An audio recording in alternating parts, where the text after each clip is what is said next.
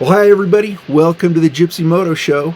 We're really glad you're here tonight. We want to thank Caterpillar for all the great things they've helped us do and all the great things that they're going to be helping us do. We have huge plans at the Gypsies, and if you've been looking at all, you'll see that there's been some huge changes there, and all of this has been pretty much made possible by Caterpillar.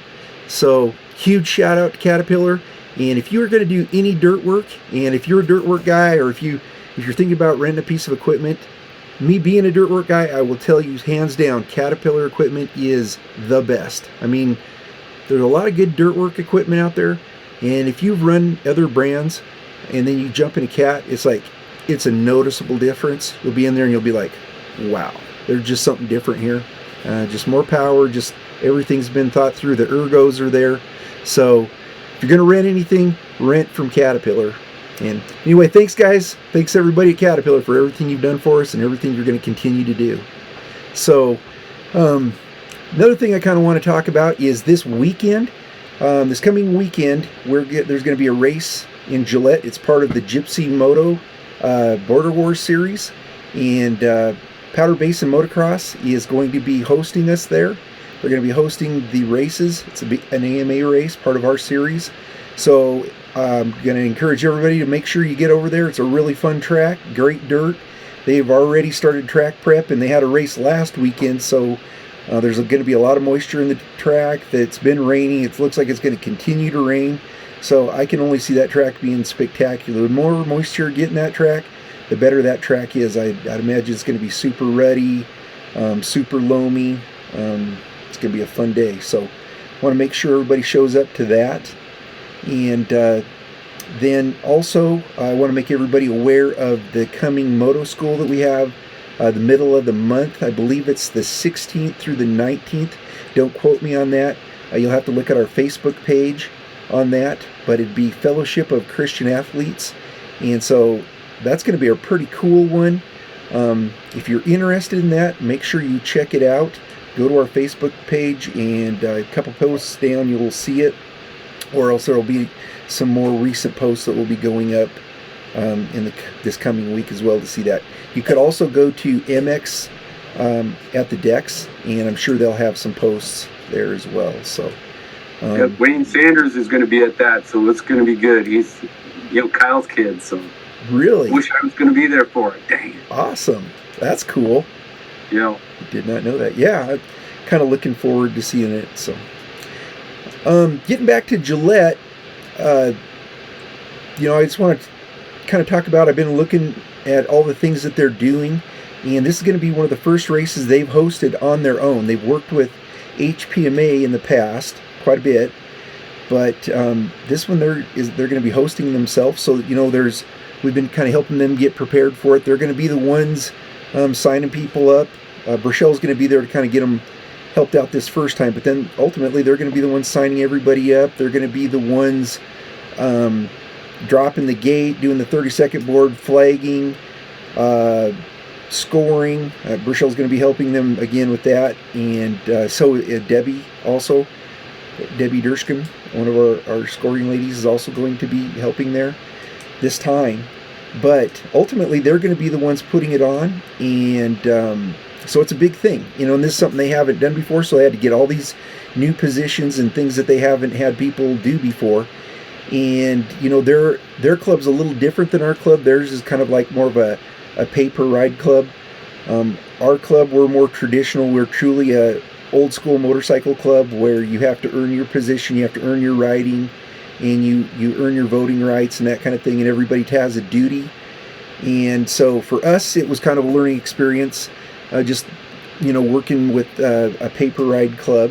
And I think for them it was a learning experience on like, how do you guys get people to do it? And for us it's like, well, that's just part of being part of our club. And on their side is kind of like, okay, so we're going to have to find people to do these different things. They didn't realize all the things that it took to put on a race, and they're also a motorcycle club. So it's one of those things that I think the general public, that's what I kind of learned from it, is the general public has no idea all the things that are going on to put on a race. And I saw some of these posts and things on Facebook from people that were very negative, and I'm thinking that person obviously has no clue what's going on, why there's even a racetrack there, or why that they have the opportunity to race, and if we saw that, it'd be like, all right, we're gonna shut down your posting or your commenting, and if you keep that up, then we're just gonna kick you off our page. And, it's funny because I've been working with Sioux Valley a bit here, and yeah, and there's it's been fun, and definitely some progress is being made, and the guys I've been working with, like you're out there, you see it, like these young guys, Dylan and Zach and Josh, just working hard just for the sake of the sport, and then you see people criticizing them that clearly don't know what they're talking about, and it's on Facebook or whatever, and it's just like it's really hard to see because they haven't been out there prepping the track, so they, like you say, nobody understands exactly what it takes to put on a race, and I guess they think of it like a business, which it's not, okay. And when you try and keep your head above water, but it just doesn't work like that, and right. And just the negativity, like you say, it's like these guys, just like us, we're out there to have a good time, so we don't tolerate that. And I don't know how Gypsies came to the process or whatever that they did, but it makes it a lot more rewarding when there's none of that. You know what I mean? Yeah, the negativity thing, all that does is just tears down the sport. It's like there's this basic human urge, I guess, to tear down things, and makes people feel better. I don't know what it does. And then basically the next person jumps on, and first thing you know, you're headed the wrong direction. And the people that were doing things to make things happen, they come to a point, it's like, why are we doing this? And I've seen that so much here lately, and it's something that I would like to say to the whole motocross community: you guys got to stop that stuff, because all you're doing, it's kind of like shooting yourself in the foot. You may not like what's going on at particular places, but if you pick on the people that are making it possible for you, most likely those people aren't getting paid. Most likely those people, there's no reason for them to be there other than they love the sport and they're trying to make it better. The best thing you could do is show up there and help out. And don't go there and be the guy that's, I've got all these good ideas, because trust me, when you're the person or the people that have been doing it a long time, last thing you want to do is hear somebody's good ideas. After you've been there 4 or 5 years, then you can tell them some of your good ideas. Yeah. But earn your stripes first. Show up there and just be the person that's going to help make the thing better and work, and actually learn it, so that when you make your suggestion, it's an educated suggestion instead of what would make it nicer for you and other people. Sioux Falls and Gillette, they're both tracks that have been around for a long time. They're both good tracks. The best thing that we can do, and all of you people can do in those areas, is be the people that are there to help the people that are doing things and making it possible. Even if you don't like what's going on, get a good attitude, get a positive attitude. And if you see somebody with a negative attitude, shut them down. Tell them, cut that stuff out. So anyway, it's funny because it looks like a us versus them a lot of times with these complaints or whatever. And the reality is there is a us versus them, but the them is not the moto people that are running moto tracks. It's the developers and the people that are concerned about sound and the golf courses. And when it comes time to sit down, and we went through this with the Gypsies, when it comes time to sit down in front of the city and sort of plead your case and get support, the last thing you want is a bunch of people within your group tearing you down. Right. And that, I don't think people really see what's going on there. But who does understand that is Lemon, Pierre, Hills, or High Sega. All these tracks have been shut down already. Right. And it didn't help their cause, whoever was trying to keep that open, if there was somebody in the group, moto people ripping them apart. And honestly, with a lot of those tracks, I remember all that. Right. A lot of breakdown internally. So. Yep. And basically all you do there is you're eating your own when you do that. Eating your own. That's what's happening. Well, the problem is too, unless you want to pay some exorbitant membership fee every year to keep a track open, I mean, you need to get out and volunteer. That's just part of it, because if not, you're going to be riding some clapped out track out in the woods somewhere. Right. You know, you hit it right on the head, Chip. That right there is the thing. I think a lot of times people see these tracks in big population areas, and they, you know, that place has been paid for years, and they're making bank every day of the week, every year, and they're thinking, well, why can't it be like that? Well, number one, in South Dakota, we don't have the population in the whole state that a lot of those places have in that one town that track's located at. And so they can afford to have a pay-per-ride type track that's privately run, brand new equipment every year, just everything's gold-plated. And in our areas, it's simply not going to continue unless we have support. And I don't say us, the Gypsies, but I mean the motocross community in general is not going to survive if we don't all come together and realize we all play a part in this, and that we have to be part of this to make it better, and we got to keep a positive attitude, and we got to be the solution.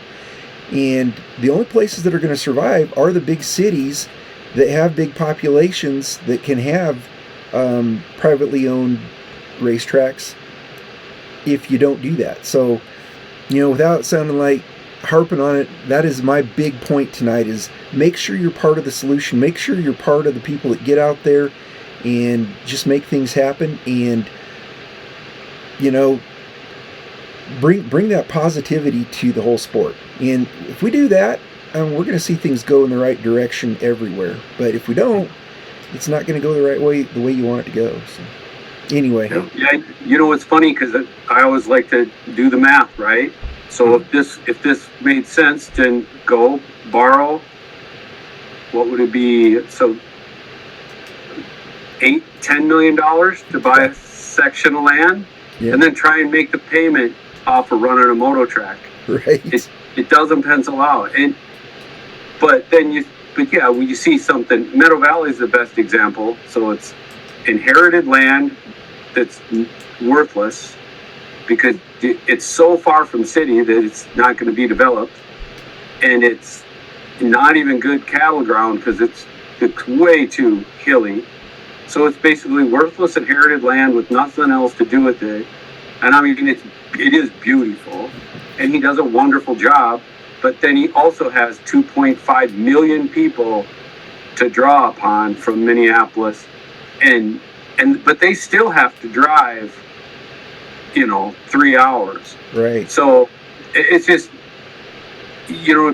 for us to have these facilities in these sort of sparsely populated areas so close, it only works as a team. Correct. So, yeah, you bring up a great point on the economics of it. That's probably, we've gone through that before, but that's also one of the things that I think a lot of people, they just really have no clue. And it's nothing against them. It's just you would never imagine it unless you're right there, the one paying the bills. right. Anybody's going to be paying $10,000 a year in insurance, just for your general insurance, and then you're going to have property taxes, which in our case is very, very high just because of our location. But either way, property taxes aren't cheap in most places anymore. Wyoming, that probably might be the exception. But then you've got your equipment upkeep, and we all know what's happened with fuel. And if you go put on a race and you use 100 gallons of diesel fuel, and do the math, it's pretty easily just $500 right there in diesel fuel. Not a huge cost, but it is a cost. Then just wear and tear on stuff. Things are going to break down and stuff cost. And won't go into what that might be, but it could be very substantial sometimes. Your water bill, you're probably going to be looking at $500 to $1,000, depending on did it rain or did it not rain. So a lot of times when people are wondering, well, why do you charge $25 or $30 for practice? Well, do the math, guys. If it takes $1,000 just in fuel or just in water and a few of those other things I've said, there it is. That's kind of how it comes up, and it's easy to see. There's no money being made, so it's one of those things that, I mean, we could go on and on and on, but and then just the hard costs of, like, say, the property, the Gypsy property. If you're to buy that again, it's priceless. I mean, let's be honest. We're right by the interstate. Yeah. Go ahead, Aaron. What were you gonna say? The one I love is they'll try and compare moto to an arena cross. Well, they can do it in arena cross. Well, okay, so what does it cost to rent the arena? You can't. Yet every one of those facilities would not exist without the few outdoor tracks we have. Right. Because nobody's going to go, never ridden a motorcycle, go buy a motorcycle, and then try to learn on those 4 practice days a year at an arena cross. Right. Everybody's learning how to ride on, let's face it, in South Dakota, you're learning to ride at Sturgis. Well, you got Farmingdale, but for moto, it's Sturgis or Sioux Falls. That's where you're learning to ride. Right. Once you learn to ride, then you can go to arena cross. Right. So ultimately, those arena crosses, and they're all wonderful people doing wonderful jobs, and then we should get a thank you letter for them every year to say, thanks for creating all these riders, because we wouldn't exist without you. And that's just math. That's true. Anyway. That's true. And so we all need to come together and have a big hug and be thankful for all of us. And yeah. And it sounds silly, but that's kind of what we got to do. Right. Just see the value where it is. And right. Anyway. And that's my whole thing here. Anybody that's out there in that Gillette area or races at Gillette or is a Gillette member, guys, jump in there and help those guys out, because you got some really good people in charge of that racetrack.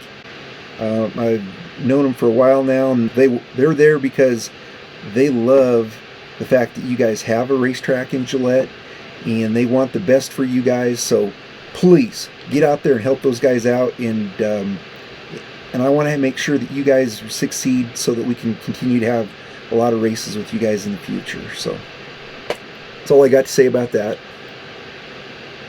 And Chip's going to go out and represent the Gypsies for us this weekend. That's right. Because we're both lame, so there's that. So you're going to be racing Mr. Knapp again? You got any predictions on your race with him? The other one is Robert Cobberly. Oh, okay. Yeah. I don't know. They're both really good riders, so I'll have my work cut out. That's for sure. Well, I'm going to be probably helping out down at the gate some, so I'm going to be asking you guys who's going to win. Are you going to get? Are you in the situation where you might get 450'd a little bit? Well, no, the one guy wasn't. The other guy was on a little bit bigger bike than I ride. He rode a 300 two-stroke. Oh. Yeah, I'm on a 250. I don't even think about a 300 two-stroke. He was pulling me in the straightaways. I know that. Yeah. It's what. So as long as we're talking about 300 two-strokes, what do you think about the KX 327? Oh, that's cool. That is really cool. I can't wait to see someone like Carson Brown on it and see what it can do. I'm not a Cowie guy. I know you are. I'm not nothing against Cowies. I'm just not a Cowie guy. But when I first saw photos of that last night, I was like, that is a piece of art. That thing is beautiful. Yeah. Wow. So pretty. So do you think it's going to open a whole new genre of bikes? Well, I want to see what the price point is. I guess that'll be a big part of it. I think it was like $9,000. $9,000? I mean, in this day and age, that's pretty cheap. Yeah. Isn't it basically $2,000 to $3,000 cheaper than an Austrian 300? Yeah, I would say so. And, I guess we'll have to see how it rides, but it could be a... They're doing an X model, too, for a cross-country model. Yeah. It's on the 450 frame, which I guess it's all one frame, right? So... Be kind of interesting just to see. I can't wait to hear what people have to say after the test ride. I want to see does it ride like a 250 or does it ride more like a big 500? Yeah. And how does quickly does it rev up, and does it have engine braking at all? Or is it like the old big bores where there was literally wanted to just go faster into the corner instead of slowing down? I just wonder why they went at 327. That seems like an odd displacement. Yeah. Just a cool number, right? I'm sure it was kind of like the 426 when Yamaha. I was thinking that same thought last night. I'm sure that's what Yamaha thought when they decided, well, we got the 400. Let's build a 426. Let's just name it after a famous motor, you know? Yeah. So I'm sure that's what the 327 idea was, well, it could have been a 325, but let's make it a 327. And just, it sounds cool. I don't know. So I guess then you would only be able to race it in either a vet class, like an open type class. I don't think you'd be able to race it in the 450s, right?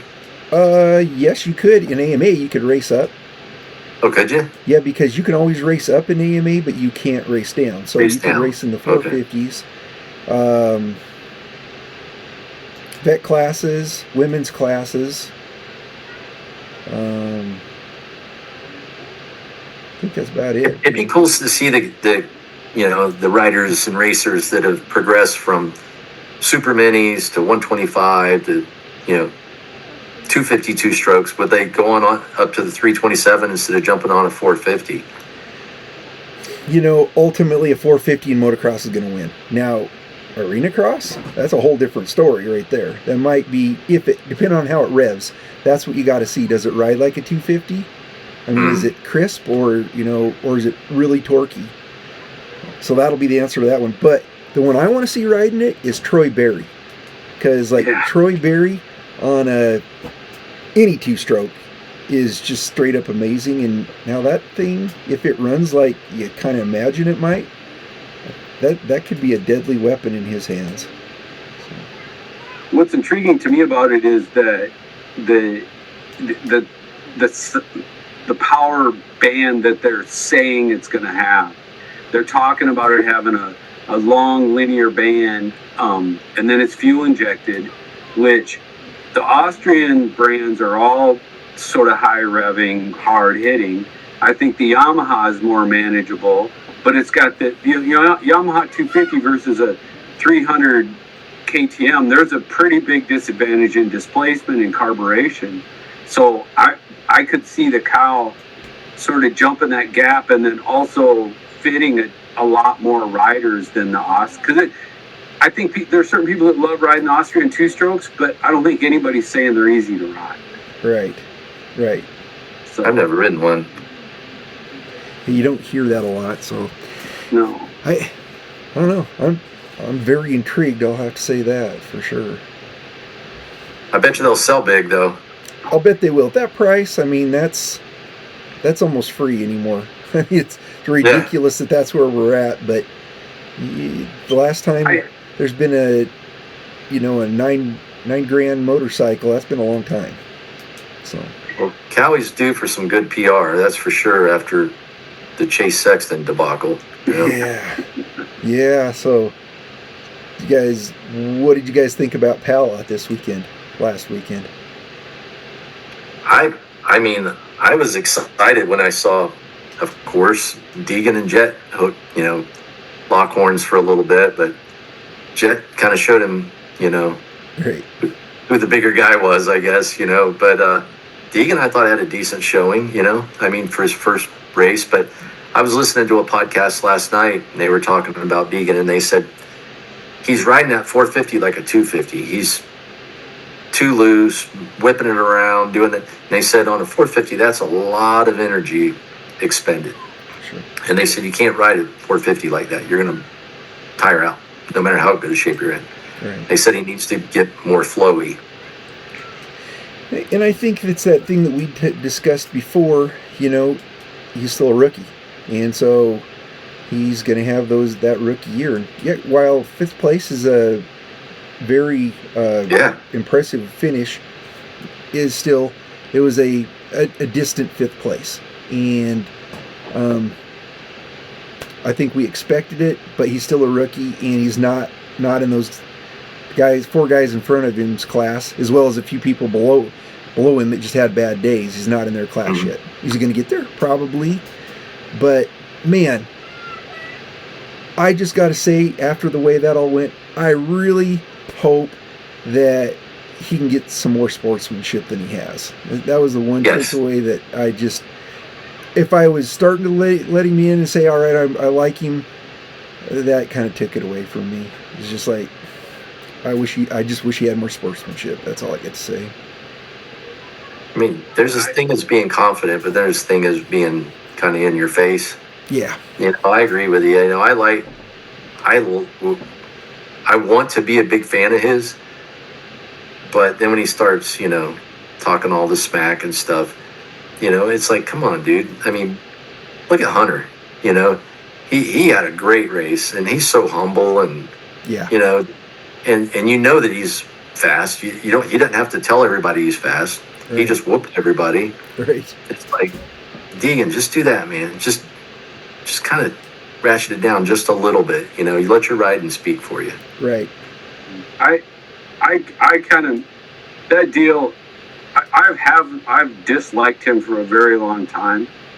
And I think that for that reason, I'm definitely jaded on what I expect of his performance because I don't want it. Just like I'm not going to say I predicted Kenny was going to win, but I really wanted him to. Mm-hmm. And yet, I'll just say, I don't think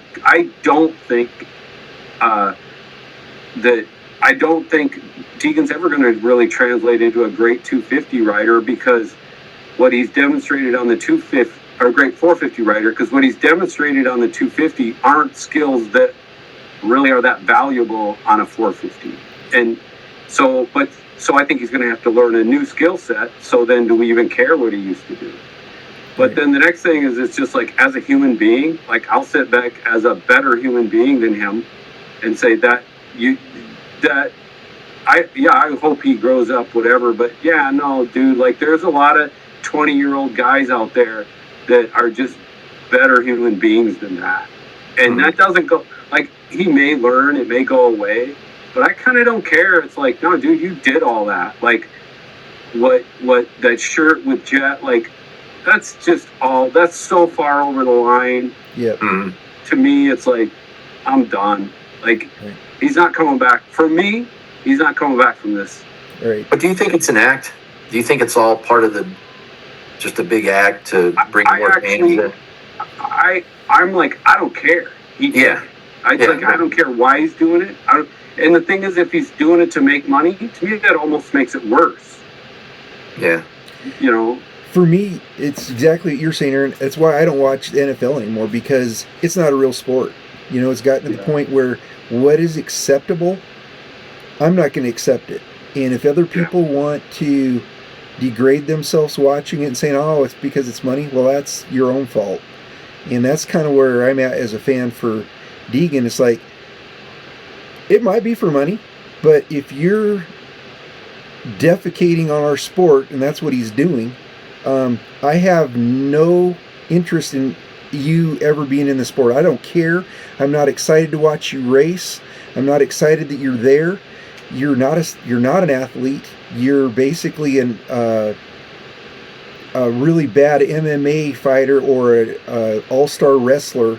You know, you basically made a circus out of a sport that's a science and is a refined sport. And yeah, you to come back for me, it'd take a whole lot. It'd be like you'd have to be eating a lot of crow and become humble. And then I want to go see you beat Jet by 30 seconds. Once you beat Jet by 30 seconds, and then you're still cool about it, then maybe you've redeemed yourself in my eyes. Other than that, I don't care if you get second to Jet. I don't care if you get second to Hunter. You should have done way, way more than that for the game you've talked. So, I don't know. See, I respect his athletic ability and his craft, you know, the craft that he's, you know, honed and stuff. I mean, the guy's incredible. I mean, there's just no getting around it. It's true. But, you know, I just have, me personally, you know, and I'm maybe in real life he's the nicest guy you ever want to meet. But what he portrays is kind of a turnoff, you know. It's I would much rather see, because he is a great athlete and he's going to be a great racer always in the 450. He's probably a champion. But man, it's like, dude, just turn it down a notch, you know, because you got a bunch of little kids that are, you see them walking around with the Deegan shirts on and stuff. And if that was, if I had a kid that was, I'd be like, dude, I think I'd be, more of a fan of, Jet Hunter or Chase or someone like that. It's a little more humble. There's a lot to be said because these people are put on pedestals, right? Like any professional athlete, Absolutely. And I mean, do you want an Antonio Brown, in football, or do you want, a guy like Tom Brady, that's a little more, professional? But I don't know, I wish him well. I hope he does well. I just wish he would tone it down a little bit. Leave all that stuff for your metal militia dad. He made a good living off of that. Just let your racing talk, man. Right. Yep. Couldn't agree more. I couldn't agree more. And that becomes the norm. Next generation of racers comes up, thinks that's how you act. And there won't be racetracks that aren't paid because nobody's going to want to put up with that just because who wants to be subjected to a whole bunch of that? It's right. like, so yeah, it's just not good for the sport in general. What we need is some hunters and some jets and some dungees, and those are the people that make the sport what motocross is. And yeah, well, I think a lot of the money people think, hey, Deegan's bringing in another demographic. Yeah, it's another demographic, but motocross is a sport that you have to look at the people that are doing it. And you might get a new demographic, but they're not going to stick with the sport. And once they are not supplied with that taste of that particular brand of motocross, they'll go somewhere else because they're not really in the sport for the science of the sport. They're more there for the drama of the sport. And motocross is not a drama sport. While we have some drama, that's not what the sport's about. Well, if you look at NASCAR is a drama sport now. Yeah. You ever see that? Those guys are whining and crying, fighting, and throwing fits and stuff. And it's like, dude, get out and race your car. I mean, look at the old guys, man. They got there and they'd race and they'd have a cigarette hanging out of their open face helmet. They weren't out acting a fool. They were just out racing their cars. And look where NASCAR's going. Public opinion is not good for NASCAR right now, sadly. Yeah, didn't I just hear, and I was going to try and look it up, I think I heard NASCAR's attendance is dropping. It is. It is. So, and I just thought about this. Everybody says, oh, he's, and I mean, I hear on the podcast, he's bringing in so many fans, and I don't know that he is. And in NASCAR, which was like the biggest show on earth, now isn't. Right. And how much tolerance does the normal fan that truly support the sport have for that? And when you lose your regular customers, this is like what does it cost to maintain a existing customer versus generating new and all that, and you start losing your fan base, right, to get different people that may not be long-term fans. And why would they be? A lot of these people, there's a lot of Supercross fans who don't ride dirt bikes. They don't understand the subtleties. They're just not there for it. And I expect maybe that's what happened with NASCAR. If it were any different, wouldn't we all be sitting here saying, wow, remember how J-Law saved Moto? Right. I was thinking the same thing, Aaron. The exact same thing. Yeah. So well said. Yeah, J-Law's on social media, asking for people to donate money to get him a bike. Yeah. And at one time he was at the top, but he let his mouth overrode his ass, pretty much. And how many people that really, and it isn't just about money, it's about enjoying the sport, about being a part of the community. And how many of us in the community would take the Ryan Dungey, Ryan Villapoto years as being, man, that was so cool, you know? Right. And the Kenny thing right now. Right. Obviously, that's getting a lot of press, but nobody's saying, oh, Kenny's bringing all these new fans in, but he is. Mm-hmm. What he just did, maybe brought new fans in, but it definitely made a bunch of us go, man, I'm so love this sport, Right. And opposite end of the spectrum. So I mean, they call them brand ambassadors for a reason. like when Dungy came to our track that day, man, what a nice guy. Yeah. What a great guy, and he's still a great ambassador for KTM. But my goodness, man, Moose maybe can. that's what Yamaha wants. I don't know. I can imagine they would. Really, it's kind of that thing that we see in a lot of sports where, hey, we're going to get a new demographic, so we're going to do one thing or another. We're going to have a lady down there talking to the riders, to try to get more ladies involved. And whether that's a good idea or not, I know for me and Supercross, Will, whatever her name is, nice lady, but I can't understand what she's saying half the time. And then the question she asks, I'm sitting there thinking, okay, you've talked for 15 minutes now and you asked 14 questions. They have no idea how to even answer you, because we're all confused what you're asking. They're more confused, and you give them like 30 seconds to answer a 5-minute question you just asked. And there's a lot of decisions that are made that I think that's obviously about money, and that's not for the best. And we go back and we were kind of talking about there's always been controversy in motocross. And you could go back to the Hurricane Hannah days or the Johnson days or all those different things. And those guys have attitude, or had attitude, because they still got attitude. But there's attitude. It's not fake. It's real. No. You know what I mean? Is like when Hannah said he was going to run into O'Mara in the corner, he should have done that. When he says that, it's like he really meant it. And those guys were really fighting. I mean, they were fighting not because they hated each other. They were like battling, and it wasn't. They were like gladiators. Yeah. Yeah, it wasn't like, hey, this is for the public domain that I'm saying this.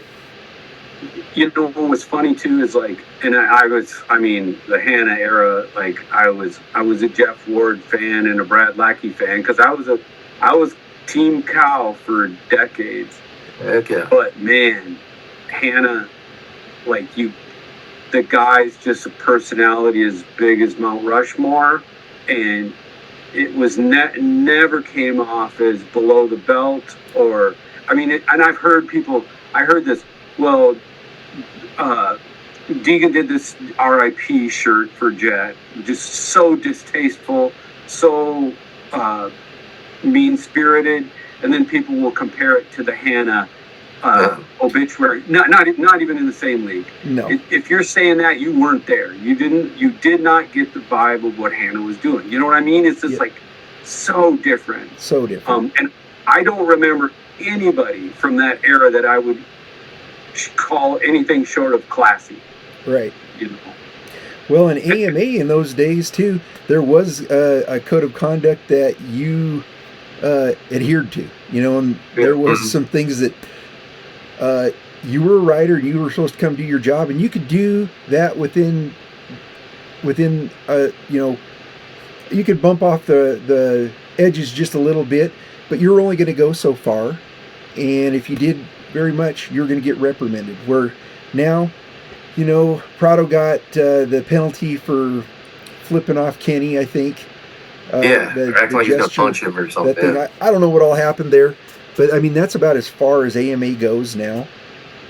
Not picking on AMA or whoever's running the show on those things, but it's a completely different deal where it's in terms of the code of conduct. And on a positive note, I just been listening to think of the impact of James Stewart.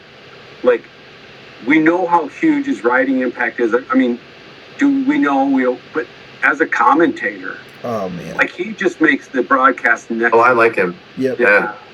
Yep. But you were talking about the racers and stuff.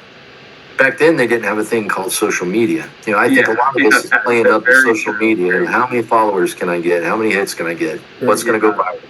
True enough. But you were talking about the girls. I'm stoked on the girls, man. They are ripping. Have you watched the WMX? Those girls race? Yeah, that's amazing. Crap-olies. Those girls are fast. Yep. Fast. Absolutely. They're clearing huge jumps. I'm like, Goodness gracious. Ladies motocross, girls motocross has come so far. Just amazing. And it's not what's something happening. that you can fake. It's not, Right.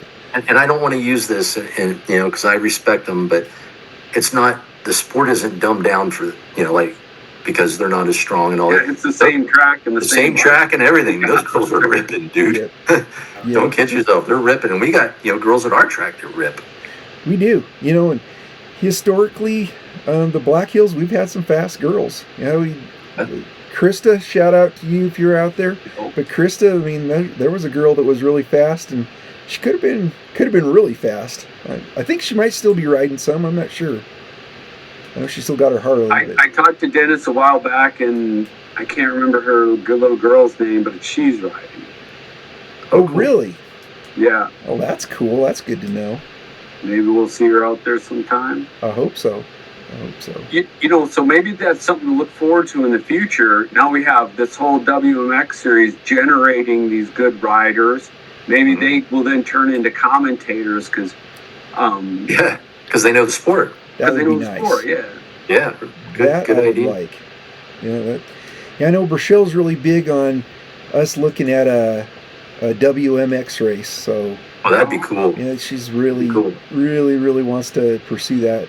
So that I'm not gonna lie. I did like Diana Dahlgren when she was the pit reporter. Yeah. And I sure didn't make that comment because I have a problem with ladies, but I just I don't even know Will. I'm sure she's a nice lady, but I just have a hard time with her questions and trying to figure out what she's asking and what she said. Right. That's like that Lee Diffie. I don't like him either. I was just gonna say that. Yeah. Yeah. I don't know if they're trying to like Europeanize the sport. I mean, I know you don't like the GP announcers. I like listening to them, but I'm looking at a GP. I don't necessarily want that at an American motocross. You know what I mean? It's like I'm watching soccer. It's pretty, and if they do, I want the guy to know the sport. Where Lee Diffie, I don't know. He does ice skating and everything, stuff like that. Crazy. I think he's going to do the World Cup, isn't he? Isn't he on that? Soccer? Yeah, I think so. I think I heard that. Probably. NBC in general is like, come on, guys, give up motocross and supercross and give it to somebody else. Remember we met Ralph Shaheen last year? I liked Ralph, actually. I liked him. He was a good announcer, and man, what a cool guy. Yeah. Ralph was a pretty good guy. When you met him in person, it was like... And it's just like when JT comes on. Yes. I really like him because as a rider, his comments are great. But there's also that thing for me that it's Jason Thomas. You know what I mean? I think just the fact that I remember that, so well. So yeah, I like him. Makes it way better. It's kind of like, I won't mention names, but ski racing's the same way. When you have the guys that used to be either coaches or were World Cup skiers announcing, it's great. Yeah. But when you get the guy that's just an announcer doing it, it's like, it's really not great. And the insights are not good at all. As a ski racer, you listen to it and it's like, okay, just stop talking. It'd be way better if you didn't talk. Stop talking. It's kind of funny because like they don't do that do they really in baseball? No. I don't watch football either, but baseball, it's like always old ball players. Right.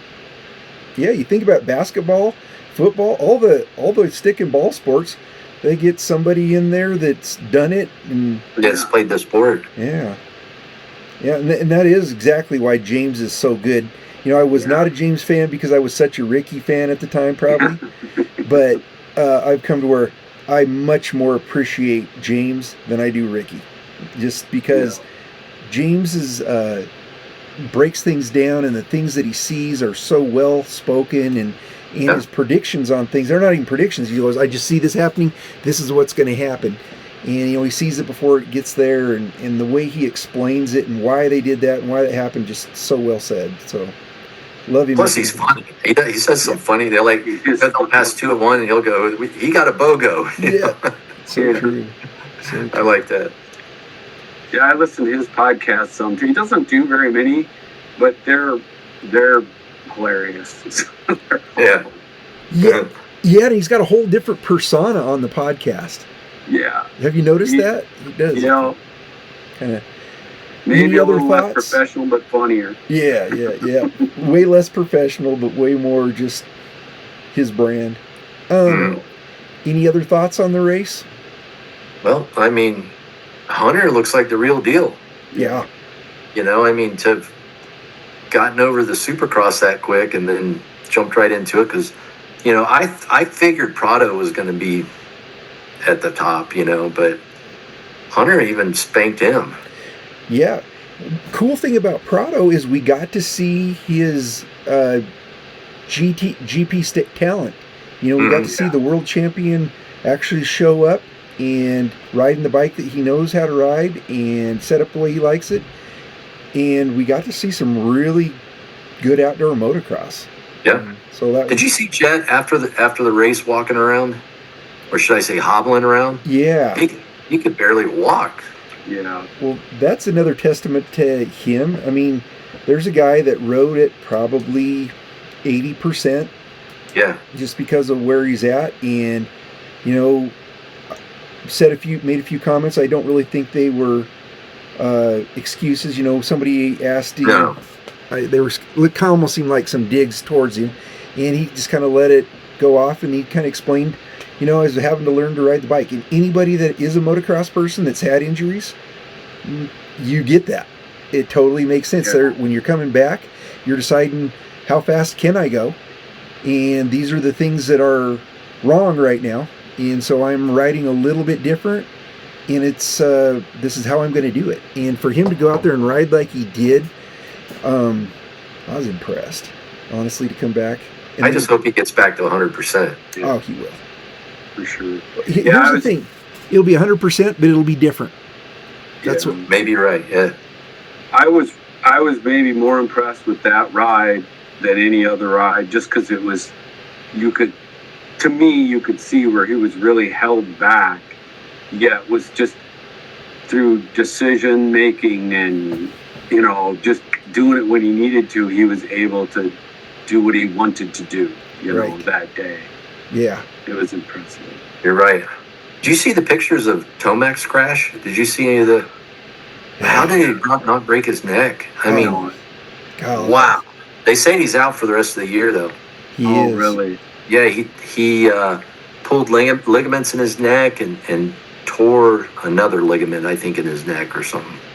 I wonder if he'll come back or if he'll just say that's it. I don't know, man. It was gnarly. When I saw that picture, I was like, he's lucky to be alive. It's just sucks for him. You know what I mean? It's just been one thing after another, and then and you watch that, and truly it was a racing incident. Those two lines coming into one. It's like, I just wish that wouldn't have happened. I wish that he could have been a little bit further ahead or a little bit behind, and then what's his name that crashed with him? Oh, Marchbanks. Marchbanks, yeah. For him, either one of them, I wish that would have been. Yeah. You know, I look at it and I could see where Marchbanks maybe could have slowed down, but I don't know. I mean, it was kind of more of a racing incident, you know. But you know, I mean, the speed they were going, it didn't look like it should have been that bad of a crash. But you know, like, those are the ones that are like career enders. I mean, that's what happened to David Bailey. Yeah. You know, he was out practicing, and he said he always wore his chest protector, and this one time he didn't. And he said he just kind of went over the top of a berm and broke his neck or his back or whatever it was. Right. Well, I think between him and Jed, it kind of tells us a couple of things. Is all those people, all our lives have been telling us, you can't ride moto, it's so stupid, so dangerous. Well, they might have been right, but then we don't have a choice. It's a friggin' disease. That's like, right. It is. You gotta have it. It is. How good it feels when things are going good, I don't want to lose my superpowers. So, amen. But I sure hope it's not it for Eli, but I sure wouldn't blame him if it was. No. He's got a lot of other things he can enjoy life with. So. Right. I agree. But, you know, another thing I thought about with Jet, like, moto is such a cool sport in that, like, if you're a runner, like when you get to be 60, you're going to be off the pace by a long ways. But like all of us are approaching 60, and yet Approaching? yeah, you're there. I'm approaching 62. But it's amazing how close you can be to your peak so late in life. And and my buddy Randy, he's 70. Wow. I'm telling you, the guy's fast, and Wow. yeah, and you're fast, Chip. Like it's not a, I mean, you can start throwing numbers at it. Well, if you're even on a moto track, that means when you're one of the 1 in 1,000 or something. And if you go to the track on any given day, you're one of the top 30 or 20 or 10 or whatever the number is.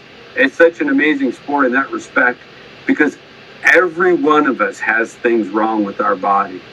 Oh, yeah. Every one of us has things that hurt a lot, but you Right. can still do it, which is, and just like that with Jet, like if that was football, baseball, running, hockey, so many things, like, yeah, you would never, at the level of injury and pain he's at, you're not going to compete at this level, and probably never again. Mm-hmm. But it's an impressive feat to see. But then you're like, well, this is one of the great things about our sport, is it really does have this longevity. Right. Right. Yep. And then the bikes just keep getting better, and everything keeps on getting better. Gear keeps getting better, and that just keeps on, making more and more and more longevity. And just we understand health better. We understand conditioning better. Ergos are better. Track conditions are way better. I mean, that's the biggest thing. Nobody in this day and age even has any clue what we were riding on. You go back and I even look in the 90s at the GPs and the American GPs, and then our motocross, our professional motocross races, nationals and stuff. Is like, wow, if we put on a race like that today, everybody'd be leaving by second moto. Just be, and that was the pinnacle of the sport. So. Yeah, well, and I think track design, even just recently, like I'd say in the last 5 years, I think more and more tracks are cluing into, hey, we can build something that's fun and safe and keep the sport alive. Right. I think you're right. Yep. I mean, the stuff we were riding in the 90s, yeah, the prep was terrible, and it was gappers all over the place, and take off some landings like this. They better just nail them 100%. Yep. In Florida, they would put in jumps, and once a bunch of people got hurt, they'd be like, we got to take this out, or cut it down a little bit. But that's how they would do it. I mean, there was no thought put into it. It's like, hey, this would be a cool place for a jump. It's going to launch you straight up in the sky, and that's what they would do. And then after people got hurt and then they cut it down. Yeah, I remember seeing jumps where I'm like, why don't we just build a fire in there? Because if you come up short, you're dead. You might as well finish the job. I remember one of the most idiotic but yet hilarious statements I ever heard is when I'm not going to mention who it was, but when we bought the new property, we were trying to plan how we were going to build the new track and all that kind of stuff. And one person's idea was, let's just start pushing dirt and see what happens. And I think that was like the theory so many times back in those days. And it's just like, how bad of an idea is that? It's like, have a plan, and it needs to be all figured. Yeah.